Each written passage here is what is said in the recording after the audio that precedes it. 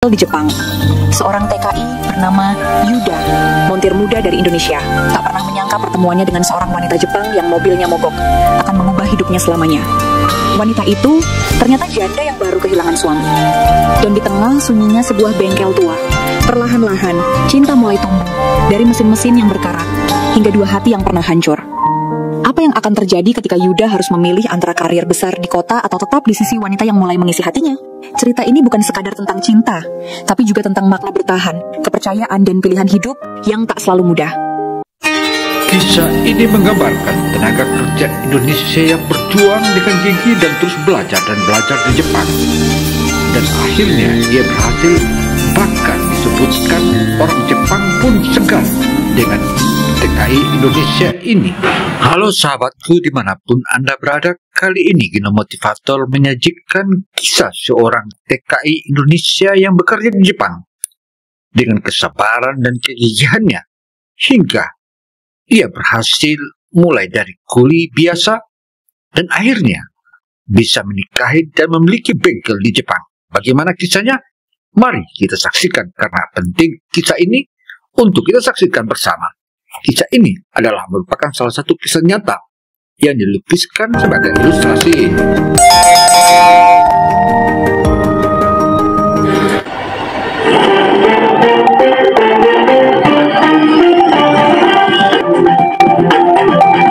Gino Motivator menyajikan berita-berita dan kisah-kisah sedih yang memberikan kita motivasi.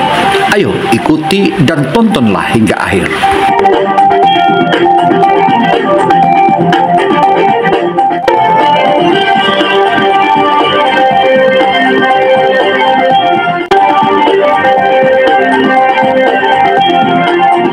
Di sebuah kota kecil di Jepang, seorang TKI bernama Yuda, montir muda dari Indonesia, tak pernah menyangka pertemuannya dengan seorang wanita Jepang yang mobilnya mogok akan mengubah hidupnya selamanya. Wanita itu ternyata janda yang baru kehilangan suami. Dan di tengah sunyinya sebuah bengkel tua, perlahan-lahan cinta mulai tumbuh dari mesin-mesin yang berkarat hingga dua hati yang pernah hancur. Apa yang akan terjadi ketika Yuda harus memilih antara karir besar di kota atau tetap di sisi wanita yang mulai mengisi hatinya? Cerita ini bukan sekadar tentang cinta, tapi juga tentang makna bertahan, kepercayaan, dan pilihan hidup yang tak selalu mudah.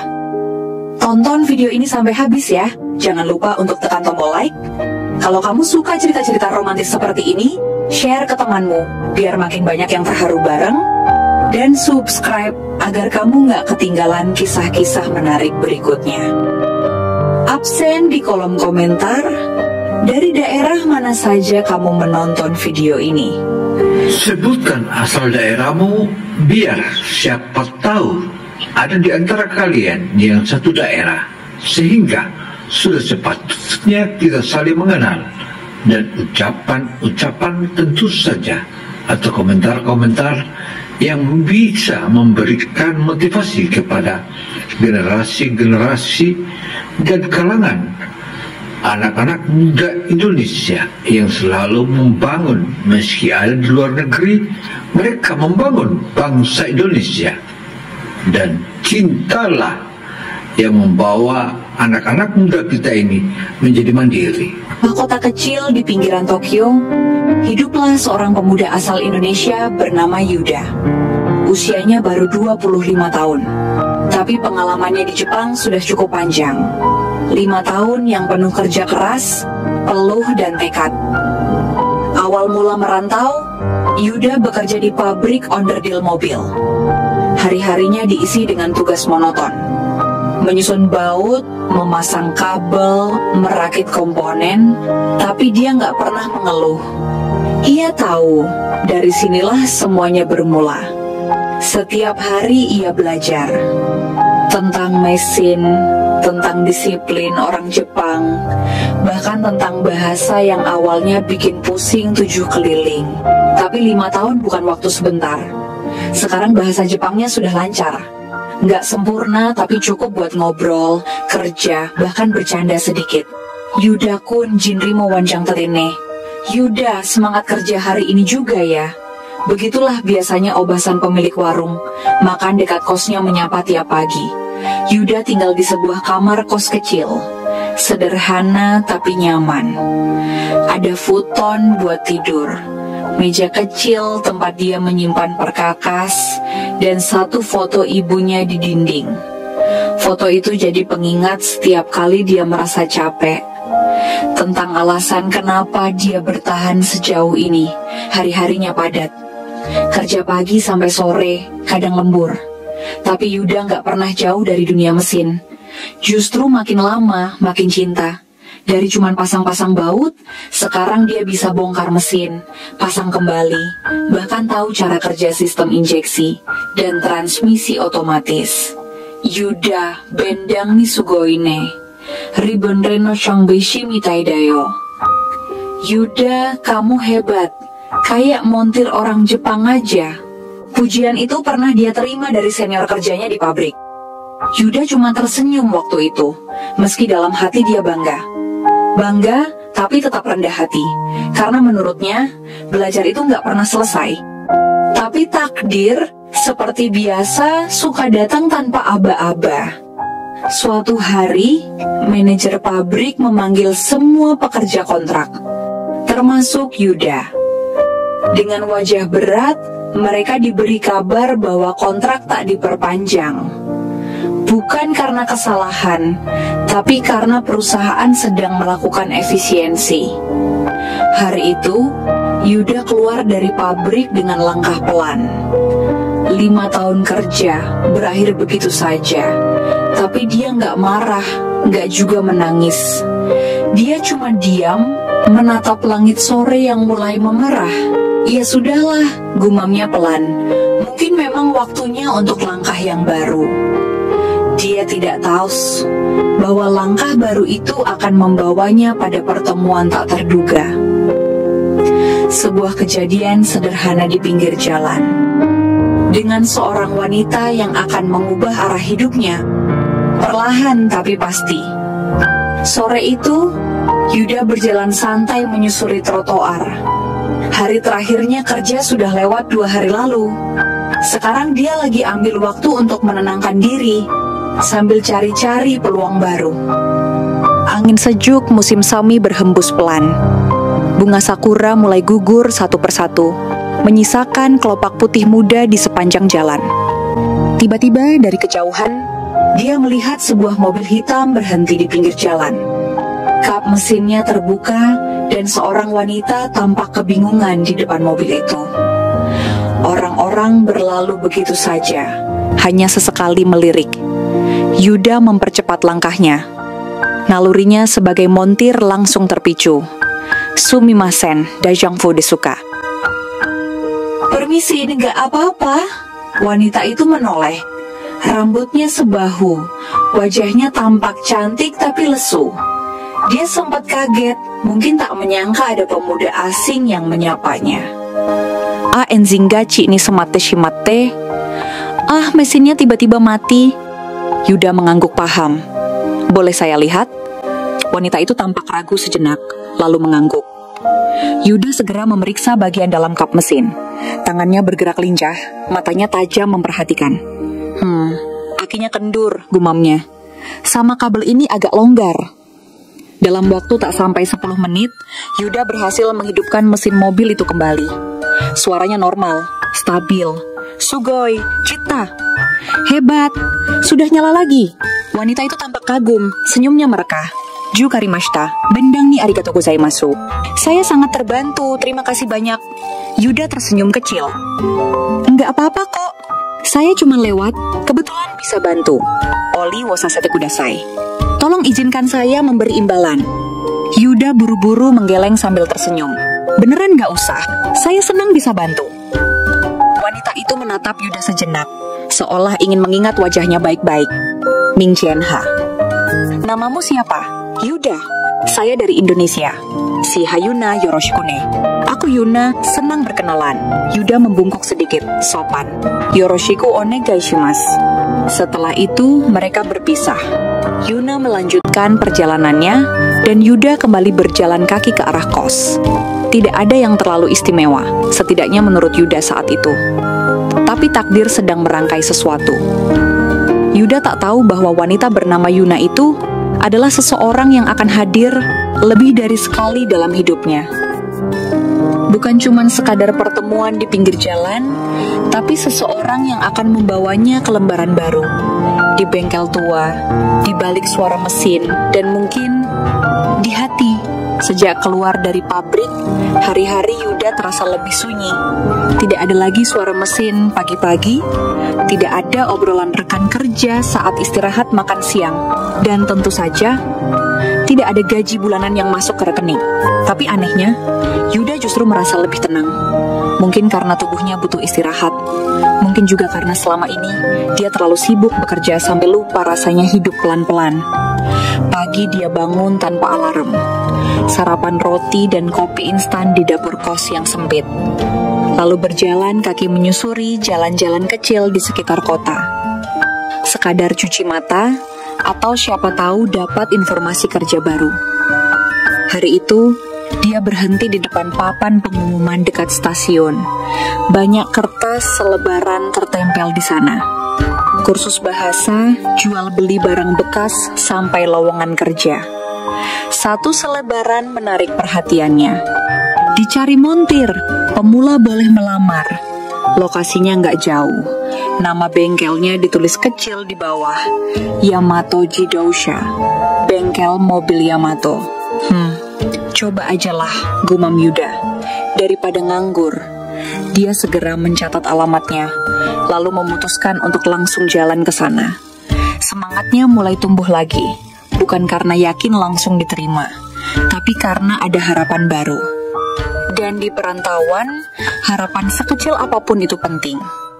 Bengkel itu ternyata terletak di pinggir kota, agak tersembunyi di antara bangunan tua.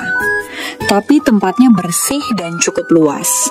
Ada 2 mobil sedang diparkir di dalam. Suara alat kerja terdengar samar dari dalam garasi. Yuda melangkah masuk pelan. Permisi. Tak lama, seorang wanita keluar dari balik pintu bengkel. Dan Yuda langsung terpaku. Itu dia, wanita itu. Wanita yang mobilnya sempat mogok di pinggir jalan. Wanita bernama Yuna. Mata mereka saling bertemu. Yuna tampak terkejut, tapi kemudian tersenyum pelan. Atsu, konosheno Yuda-san. Yang waktu itu Yuda ya? Yuda mengangguk, sedikit canggung. Iya saya lihat selebaran lowongan jadi. Yuna tersenyum lebih lebar kali ini. Wajahnya seolah lega. Lai Tekurete kata. Syukurlah kamu datang. Dia mengisyaratkan agar Yuda masuk ke dalam. Yuda mengikuti, masih belum percaya. Di kepalanya semua terasa seperti kebetulan yang terlalu aneh untuk jadi kebetulan. Yuna berhenti di depan meja kayu kecil. Dia menatap Yuda dengan serius, tapi hangat. Shihane, chinitri de kokoyaterno. Sebenarnya, sekarang aku mengurus bengkel ini sendirian. Dia menghela napas. Fuga, kyunien, shikodewan kunate. Suamiku meninggal karena kecelakaan tahun lalu. Yuda terdiam. Ia tak menyangka wanita yang tampak kuat dan mandiri itu menyimpan kesedihan sebesar itu. Yuna tersenyum tipis, meski matanya tampak menyimpan duka. Dakara shinrai dekirurin wo tanashitetano, anatanara ika mushirenai. Karena itu, aku mencari seseorang yang bisa dipercaya. Dan mungkin, kamu orangnya.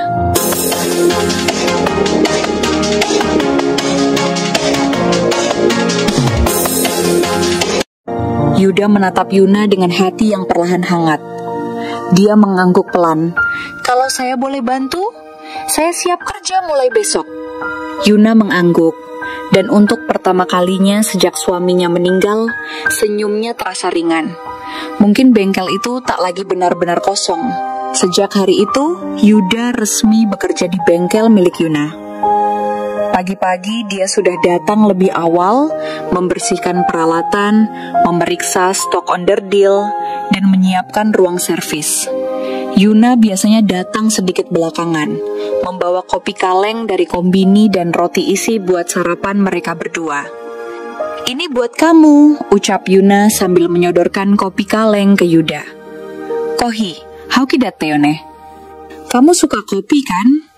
Yuda menerimanya sambil tersenyum. "Terima kasih Yuna-san, kamu perhatian banget." Hari-hari mereka mulai diwarnai tawa ringan dan obrolan singkat. Tak melulu soal mobil atau pelanggan, tapi juga tentang masa lalu, mimpi,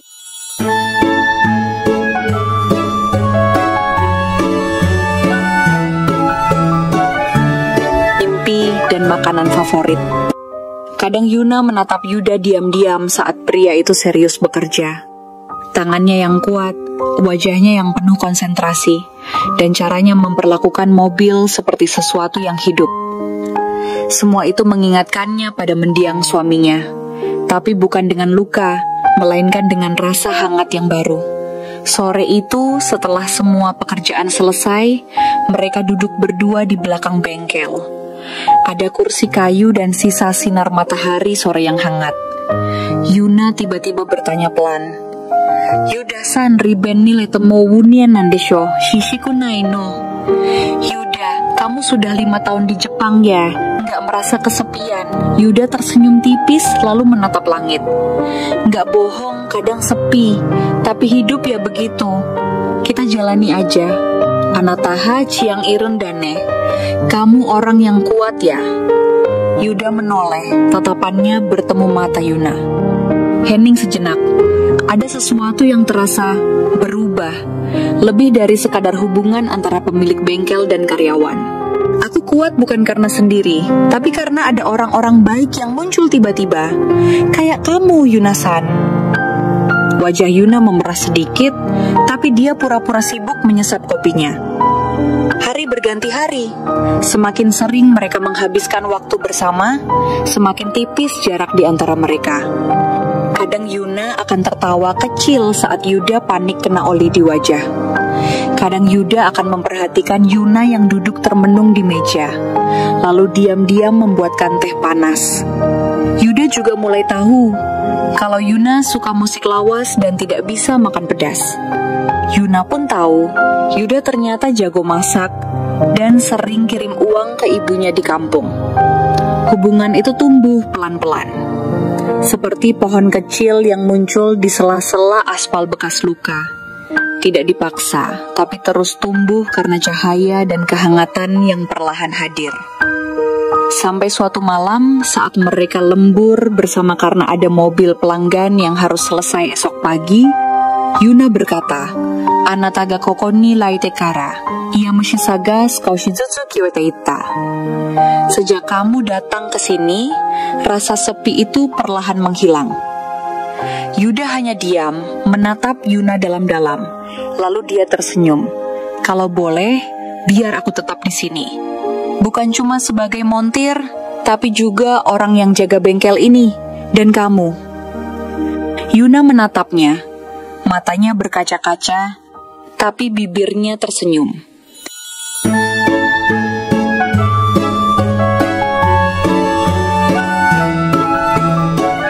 Dan meski belum ada jawaban jelas malam itu, mereka tahu sesuatu sedang tumbuh di antara mereka. Dan itu lebih kuat dari sekadar mesin yang mereka rawat setiap hari. Musim semi mulai datang ke kota kecil itu. Udara masih dingin, tapi bunga plum di depan bengkel mulai bermekaran.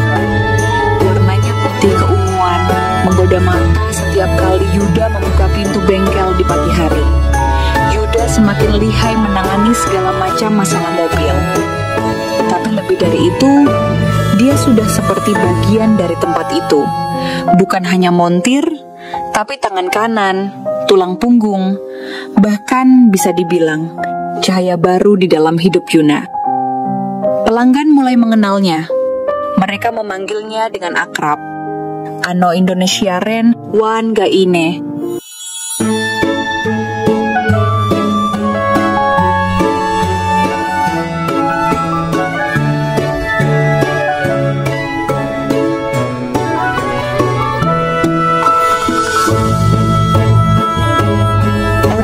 Indonesia itu jago juga ya.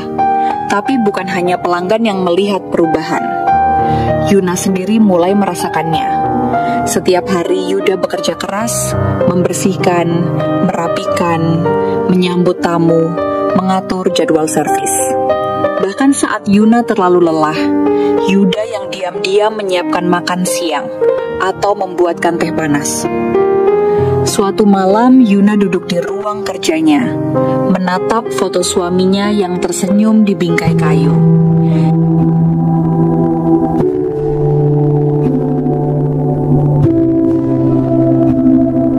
Ia mengusap bingkai itu perlahan. Aku tahu, kamu gak akan marah kalau aku mulai bahagia lagi kan? Bisiknya pelan. Yuda datang sambil membawa kotak makanan. Yunasan, tadi aku masak kare. Mau makan bareng? Kare zuosta kedo, si bemasenka. Aku masak kare, mau makan bareng. Yuna tersenyum hangat. Mau.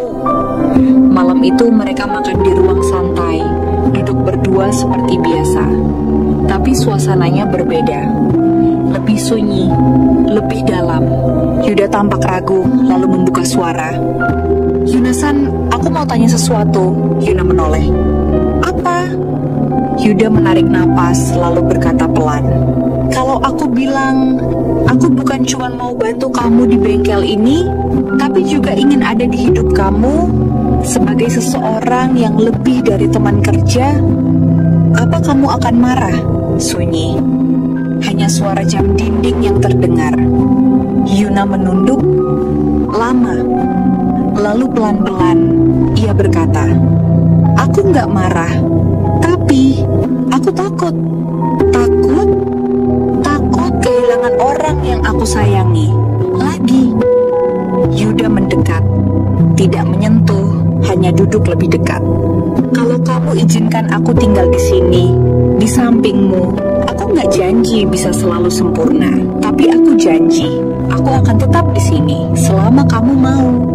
Yuna menatapnya, matanya berkaca-kaca. Tapi kali ini bukan karena sedih, dia mengangguk pelan. Arigato Yudasan. Dan malam itu, tanpa pelukan atau ciuman,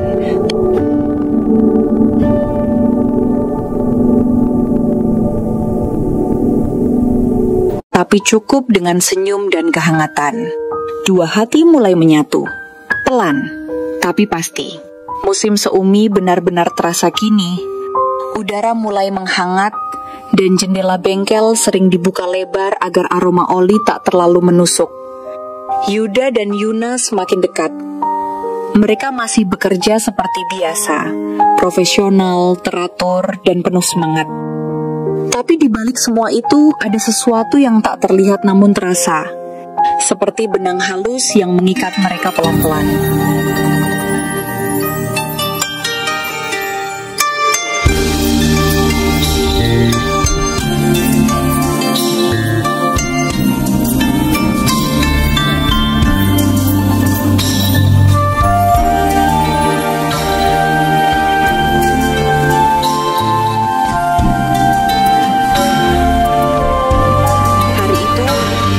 Tutup lebih awal. Pelanggan sedang sepi dan Yuda mengusulkan, Yunasan, sudah lama kamu nggak istirahat. Mau jalan-jalan sebentar? Yuna sempat terkejut tapi akhirnya tersenyum. Ja Sukoshidake. Kalau begitu, sebentar saja ya. Mereka pergi ke taman dekat stasiun. Bunga sakura mulai mekar, meski belum sepenuhnya. Yuda membeli 2 es krim vanila dan menyerahkannya satu ke Yuna. Kamu gak suka manis? Amaino suki. Yuna mengangguk pelan. Suka, apalagi kalau gratis, jawabnya sambil tertawa kecil. Yuda ikut tertawa. Wah, Yunasan mulai berubah. Dulu kaku banget. Gara-gara siapa ya? Yuna memandangnya sebentar. Tatapan itu membuat jantung Yuda berdetak lebih cepat dari biasanya. Mereka duduk di bangku taman, memandangi bunga yang mulai berjatuhan pelan tertiup angin. Yingste kilidakedo, sugusan ryone. Bunga sakura itu indah, tapi cepat gugur ya. Iya, makanya harus dinikmati saat masih mekar, kata Yuda sambil menatap wajah Yuna, bukan bunga sakura. Yuna menangkap tatapan itu.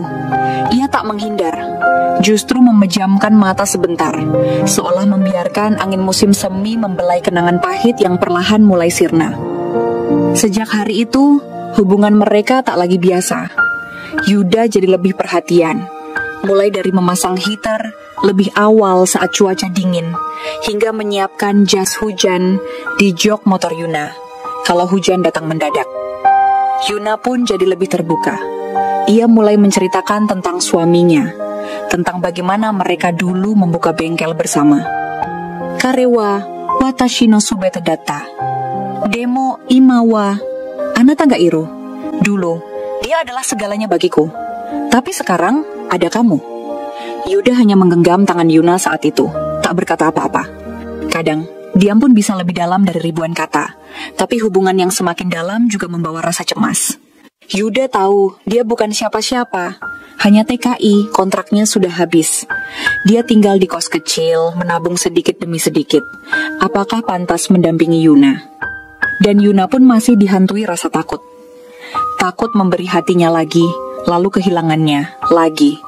Namun, hari demi hari, mereka terus saling menyembuhkan tanpa terburu-buru. Seperti mobil tua yang diperbaiki dengan sabar. Satu baut, satu kabel, satu mesin, sampai akhirnya bisa berjalan kembali. Hari-hari di bengkel terus bergulir. Pelanggan makin ramai, reputasi bengkel Yuna makin baik. Apalagi setelah mereka memperbaiki sebuah mobil klasik milik seorang pengusaha lokal. Yuda yang selama ini bekerja di balik layar, mulai dikenal sebagai si tangan dingin dari Indonesia. Namun dalam diamnya, Yuda mulai memikirkan sesuatu yang lebih besar dari sekadar perbaikan mesin. Kontrak tinggalnya di Jepang akan benar-benar berakhir bulan depan. Visa kerjanya sebagai teknisi sudah habis.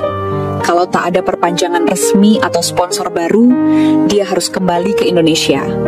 Ia menatap langit Jepang dari atap kosnya suatu malam, sambil memegang ponsel yang belum berani ia pakai untuk bicara jujur pada Yuna. Kalau aku pulang, aku ninggalin semua ini, ninggalin dia. Keesokan harinya, Yuda datang lebih pagi ke bengkel. Yuna sedang membuat kopi saat Yuda mendekat dengan ragu. Yuna-san, boleh bicara sebentar? Yuna menoleh. Ada apa, Yuda-kun? Yuda menghela napas.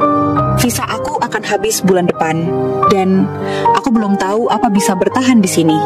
Yuna diam, matanya menunjukkan sedikit kepanikan, meski bibirnya tetap tenang. Terus, kamu mau pulang? Yuda menggigit bibirnya. Enggak, aku nggak mau pulang. Aku mau tetap di sini, di samping kamu, di bengkel ini. Lalu dengan keberanian yang dikumpulkannya selama 5 tahun kerja keras dan sebulan bersama Yuna, ia berkata, Ore kokoni no koritai, Yunasan no soba ni itai. Aku ingin tetap di sini, di sampingmu. Yuna terdiam, matanya mulai berkaca-kaca, tapi dia tersenyum. Aku juga nggak mau kamu pergi.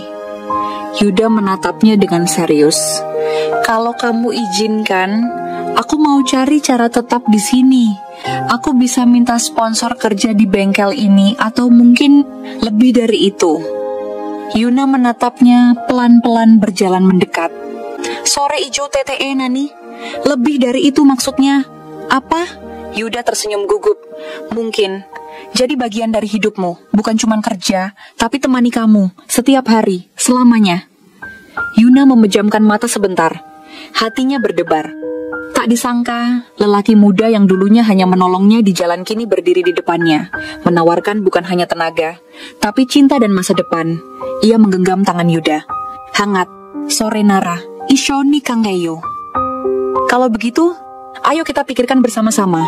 Dan di hari itu mereka tidak hanya sepakat untuk terus menjalankan bengkel, tapi juga mulai menjalankan harapan baru. Membangun masa depan berdua. Sejak hari itu, suasana bengkel berubah. Bukan karena peralatan baru atau cat tembok yang diperbarui, tapi karena ada semacam semangat berbeda di antara dua orang yang mengisi tempat itu setiap hari. Yuda dan Yuna kini bukan hanya rekan kerja. Ada getaran halus dalam tatapan mereka, senyum yang tertahan saat mata bertemu, dan sentuhan ringan yang tak disengaja tapi selalu membuat jantung berdebar. Hari itu, Yuda sedang mengganti oli mobil pelanggan, sementara Yuna membersihkan ruang tunggu. Tiba-tiba, Yuna berseru dari dalam, "Yuda kun, ini surat dari kantor imigrasi." Yuda segera mencuci tangan dan berlari kecil. Yuna menyerahkan amplop putih itu, ekspresinya gugup. Yuda membukanya perlahan dan senyumnya langsung merekah. "Aku dapat perpanjangan visa kerja 6 bulan karena ada sponsor dari bengkel ini." Yuna menatapnya dengan mata berkaca-kaca. "Yokata, Hontoni Yokata. Syukurlah, benar-benar syukurlah." Tanpa sadar, Yuna memeluk Yuda. Kaget, Yuda pun diam, hanya membalas pelukan itu dengan lembut. Hanya beberapa detik, tapi cukup untuk mengatakan segalanya.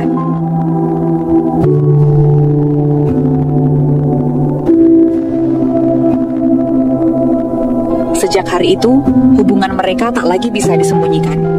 Pelanggan mulai menggoda mereka. "Wah, Yunasan makin ceria, gara-gara montir barunya ya." "Yuda kun, kapan undang kami ke pesta nikah?"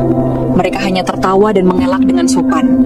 Tapi di malam hari, saat bengkel tutup dan lampu digelapkan, mereka duduk berdampingan di ruang kerja, berbagi cerita. Yuna mulai membuka kisah masa lalunya. Tentang suaminya yang dulu begitu mencintai mobil klasik.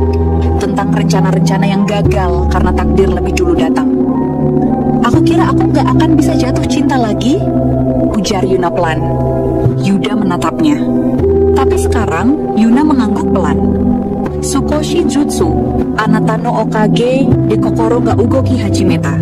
Sedikit demi sedikit, karena kamu, hatiku mulai bergerak lagi. Yuda mengusap tangan Yuna yang dingin. "Aku gak akan buru-buru, tapi aku juga gak akan pergi. Aku di sini, buat kamu." Malam itu, mereka tidak berbicara banyak lagi, hanya duduk berdampingan. Suara mesin sudah lama berhenti, tapi detak jantung mereka bergema jelas di antara sunyi bengkel, yang kini mulai menjadi rumah bagi dua hati yang saling menyembuhkan. Pagi itu, suasana bengkel sedikit berbeda. Bukan karena cuaca, langit cerah seperti biasa, tapi karena kehadiran seseorang yang tak pernah Yuda lihat sebelumnya. Seorang pria Jepang berusia sekitar 40-an berdiri di depan bengkel. Jas rapi, kacamata hitam, dan aura dingin yang membuat suasana jadi kaku. "Yuna-san," panggil pria itu. Yuna yang sedang menyapu langsung menoleh. Wajahnya seketika berubah. "Masaru-san." Yuda yang sedang memeriksa rem mobil berhenti dan memandangi mereka dengan penasaran. Masaru adalah sahabat almarhum suami Yuna, sekaligus mantan rekan bisnis yang sempat membantu membuka bengkel ini di masa lalu. Ia pergi beberapa tahun lalu karena beda visi, dan baru sekarang kembali dengan niat mengambil alih bengkel yang menurutnya tak seharusnya dijalankan oleh orang asing. "Aku dengar kau memperkerjakan orang luar negeri," suara Masaru tajam. "Apa kau yakin itu pilihan yang baik?" Yuna tersenyum sopan meski jelas matanya menegang. "Dia bukan sembarang orang, Masaru-san. Dia pekerja keras. Dia yang menyelamatkan bengkel ini waktu aku nyaris menyerah." Masaru menatap Yuda. "Nama kamu siapa?" "Yuda, dari Indonesia. Sudah 5 tahun kerja di Jepang," jawab Yuda tenang, lalu menambahkan, "Koko Dewa Yunasan to Ishoni Ganbateimasu. Saya bekerja keras di sini bersama Yunasan." Masaru menyipitkan mata. "Apa kamu pikir kamu bisa menggantikan posisi almarhum suaminya?" Pertanyaan itu seperti pukulan, tapi Yuda tak goyah. Ia berdiri tegak. "Aku nggak berniat gantiin siapapun, tapi kalau aku bisa jaga dia, bantu dia, dan dia butuh aku akan tetap di sini." Yuna tampak menahan napas. Masaru memandangi mereka berdua, diam sebelum akhirnya tertawa kecil, sarkastik. "Kau pikir cinta bisa memperbaiki mesin, menjalankan bengkel?" Yuda tak menjawab. Ia berjalan menuju salah satu mobil yang rusak berat, yang bahkan Masaru tahu dulunya sulit diperbaiki. Dengan cekatan, ia membuka kap mesin. "Cinta memang nggak bisa putar baut," katanya sambil tersenyum. "Tapi cinta bisa bikin orang belajar lebih keras, bertahan lebih lama, dan percaya bahwa setiap mesin, seperti hati, bisa diperbaiki kalau niatnya tulus."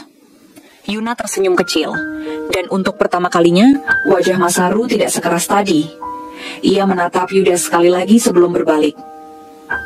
"Aku akan perhatikan dari jauh, apakah kau benar-benar layak? Pria itu pun pergi. Udara terasa lebih ringan. Yuda menoleh ke Yuna. Maaf, bikin kamu jadi tidak enak. Yuna menggeleng pelan. Arigato, mamote kurete. Terima kasih, sudah melindungiku. Hari itu mereka bekerja seperti biasa. Tapi jauh di dalam hati Yuna, dia tahu. Pria muda dari Indonesia itu bukan hanya seseorang yang bisa memperbaiki mesin, tapi juga memperbaiki luka yang lama tak tersentuh. Beberapa hari setelah kejadian dengan Mas Haru, suasana di bengkel kembali normal. Tapi Yuda merasa ada sesuatu yang belum selesai. Bukan soal mesin, bukan soal pekerjaan, tapi soal hati. Sore itu, saat matahari mulai turun perlahan di balik pegunungan kecil di kejauhan, Yuda menutup pintu bengkel lebih awal dari biasanya. Yuna-san, ikut aku sebentar ya. Aku mau ajak kamu ke suatu tempat, katanya sambil tersenyum. Yuna tampak bingung. Kemana? Yuda hanya tertawa kecil. Rahasia, tapi tenang, nggak jauh, cuma butuh jalan kaki sebentar. Mereka berjalan menyusuri jalan setapak di belakang bengkel, melewati kebun dan rumah-rumah tua khas pedesaan Jepang. Udaranya sejuk dan langit perlahan berubah jingga. Tempat ini sering aku datangi pas lagi bingung atau stres, kata Yuda sambil menunjuk sebuah bukit kecil. Dari atas sana kita bisa lihat kota kecil ini dari jauh. Yuna mengikuti langkah Yuda tanpa banyak bicara. Mereka akhirnya tiba di atas bukit, tak tinggi, tapi cukup untuk melihat atap-atap rumah, bengkel, dan garis rel kereta di kejauhan. Yuda duduk di batu besar, memandangi langit. Yuna duduk di sampingnya. Aku pernah mikir pulang ke Indonesia, ucap Yuda pelan. Waktu kontrak habis, aku pikir, mungkin ini waktunya balik. Tapi entah kenapa, aku ngerasa masih ada yang bikin aku pengen bertahan. Yuna menoleh. Apa itu? Yuda menghela napas, lalu menatap mata Yuna, dalam dan tulus. Kamu. Yuna membisu. Wajahnya memerah pelan. Angin sore meniup rambutnya yang panjang ke belakang. Aku tahu aku bukan siapa-siapa, tapi aku pengen ada di samping kamu. Gak cuma bantu di bengkel, tapi juga jaga kamu, nemenin kamu. Yuda menunduk sebentar, lalu menambahkan, Yunasan no egao omae ni chimitai, soredake de juubun desu. Aku ingin melihat senyum Yunasan setiap hari. Itu saja sudah cukup buatku. Yuna terdiam lama, matanya berkaca. Bukan karena sedih, tapi karena hangat yang mengalir ke dalam hatinya yang selama ini beku. Ia menggenggam tangan Yuda perlahan. Watashi mo kawakata, demo ima anata ga ite kurete anshin shimasu. Aku juga sempat takut, tapi sekarang kamu ada di sini, aku merasa tenang. Mereka duduk berdampingan hingga langit benar-benar gelap. Bintang-bintang bermunculan di atas kepala. Tak banyak kata, tapi hati mereka berbicara. Dan untuk pertama kalinya sejak bengkel itu ditinggal sang suami, Yuna merasa hidup kembali. Bukan hanya karena mesin yang berdengung lagi, tapi karena seseorang telah menyalakan kembali harapan dalam dirinya. 3 hari setelah malam penuh kehangatan itu, sebuah surat datang ke alamat kos Yuda.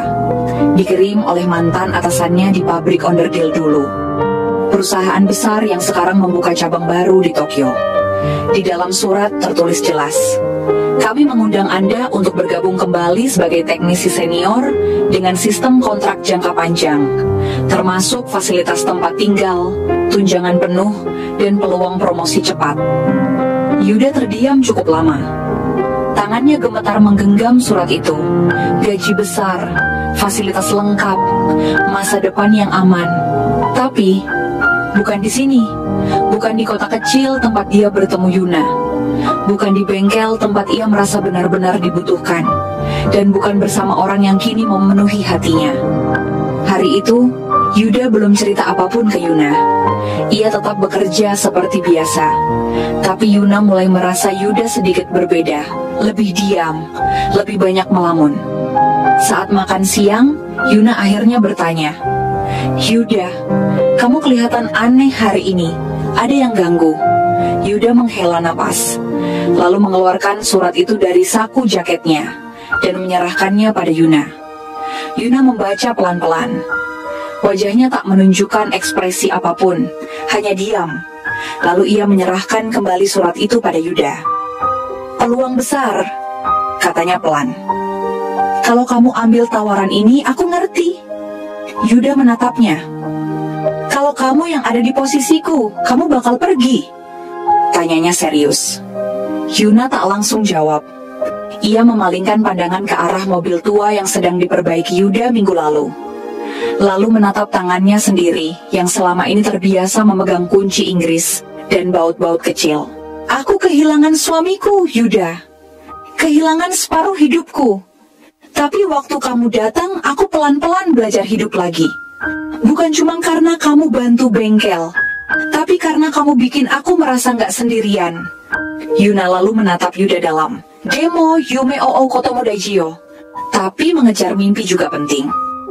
Yuda menggenggam tangan Yuna lalu berkata dengan tegas, aku nggak pergi Yuna. Mimpiku sekarang bukan soal gaji besar atau kerja di Tokyo. Ia tersenyum. Mimpiku sekarang ada di sini, sama kamu.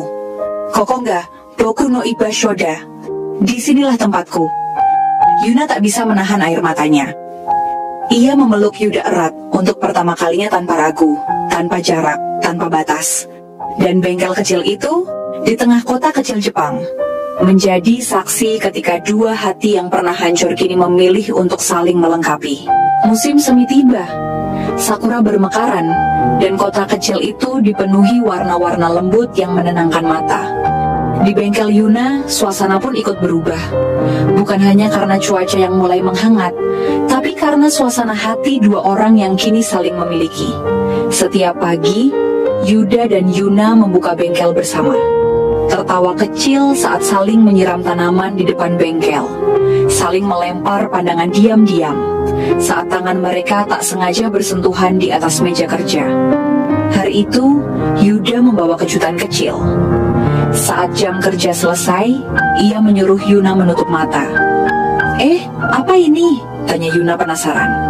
Jangan ngintip, percaya sama aku ya, ucap Yuda sambil tertawa. Ia menggandeng Yuna menuju halaman belakang bengkel. Tempat pertama kali mereka bertukar cerita saat masih canggung.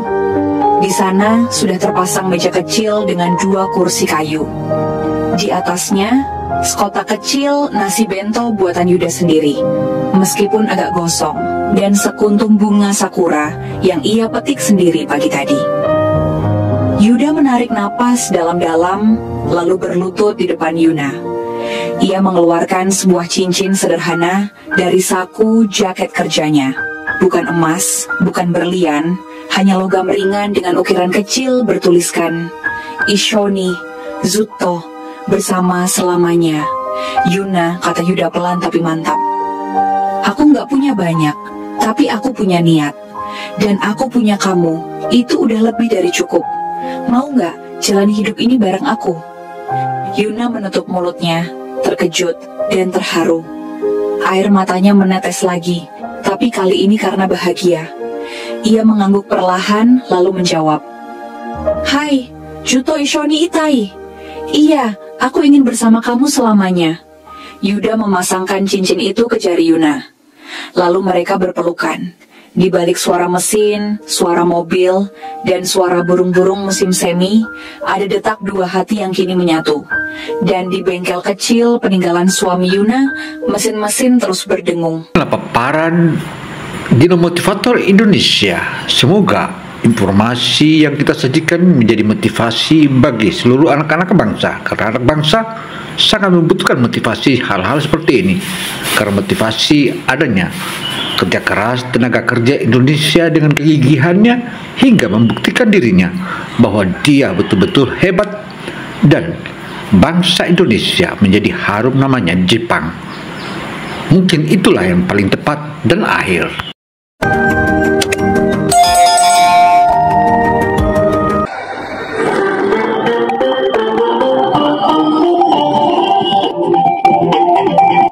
Gino Motivator menyajikan berita-berita dan kisah-kisah sedih yang memberikan kita motivasi.